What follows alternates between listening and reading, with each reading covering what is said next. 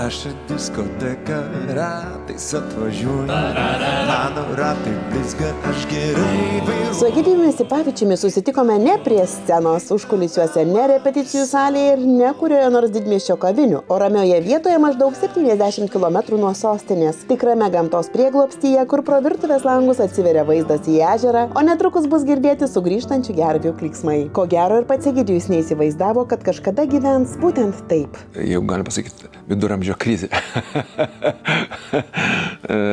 Mieste viską jau padarėm ir buvom, ir dūkom, ir visur dalyvavom. Ir viskas ir dabar jau panorom važiuoti viskai toliau nuo viso to šurmulio, nuo nervo, nuo įtampos, nuo skubėjimo. Ir labai patenkinti esam, visiškai nesigailiu, kad iš ten išmovėm. Dėl ramybės, dėl kito tempo.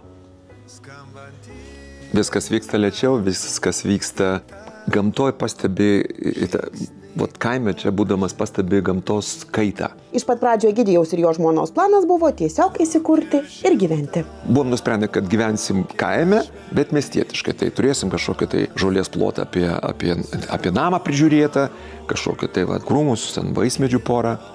Ir viskas, ir neįsikinkysim į tokią kaimietišką tą veiklą, bet po truputį, palaipsniui, gal užsiauginam kokį prieskoniuką, o gal kokį salotėlę, o gal kokį ridiko. Žiūrėk, ir pomidoro galima būtų, tai iš pradžių atsirado maža pora lysvių, paskiau atsirado daugiau lysvių, paskiau atsirado šiltnamis, paskiau kodėlgi ne vištytė, kodėl ne kiaušinio, gal bus smagu būtų, nusieini, paėmė ten tą kiaušinį iš ryto ir išsikepė, reiškia, kiaušinienę.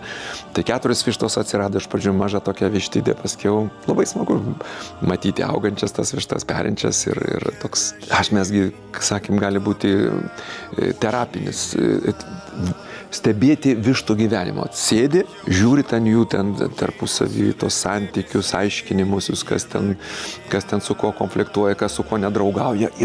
Ir taip nuplaukia visos tavo problemas. Tai sakėm, reiškia, ir po tų, reiškia, 4 vištų atsirado daugiau. Pastatėm kitą vištidę, jau didelį, tada tvartą, tada atsirado avis dėl to, kad buvo labai atsibosdavo pjauti žolę. Ir šitaip įsikinkėm. Tai nėra ūkis, tai yra toks ūkelis. Nedidelis ūkelis, kiek mes dabar turim 16 vištų, 7 avis, ėriavedės ir dabar laukiam vėl ėriukai, tuoj ateis balandžio mėnesį, bus gražu labai. Egidijus Sipavičius kasdieną turi daug malonaus darbo. Augina vištas, prižiūri avis, šiltnamyje vasarą daržoves ir atlieka daugybę kitų širdžiai mielų darbų. Jei yra ūkis, natūralus klausimas, ar lieka maisto atliekų. Vištoms, viskas eina vištoms, viskas kas valgoma eina vištoms. Tokia visokia svogūnų lukštai, gėlių viskas kas lieka vazoną, viskas eina į komposto dėžę.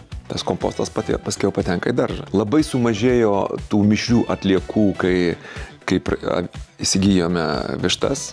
Tai būdavo pastovi pilni kibirai to maisto atliekų, tai jie patekdavo į tas mišrias atliekas. Pas mus yra tos 3 dėžės atskiros. Bet jų labai sumažėjo, kai atsirado vištos, nes visą maistą, likučius vištos puikiausios, su didžiausiu malonumu suvalgo ir mes džiaugiamės, aš nežinau, kažkaip tai prisidedi prie to švaresnės aplinkos kūrimo. Beje, pas mus pakuočių didžiausias kiekis iš atliekų lieka pakuotės, nes maisto atliekų labai nedaug.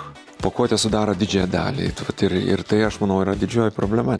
Ko gero, su tai reikia labiausiai atkreipdėmėsi. Tai. Beje, Egidijus gana dažnas didelių gabaritų atliekų surinkimo aikštelės lankytojas. Pakuotės, bet kažkokie tai ten plastiko gabalai, taigi kažką perki, gauni krūvą plėvelių, kur reiškia supakuoti kartono, kurį supakuoti. Tai viską be jokių išlygų viską vežu.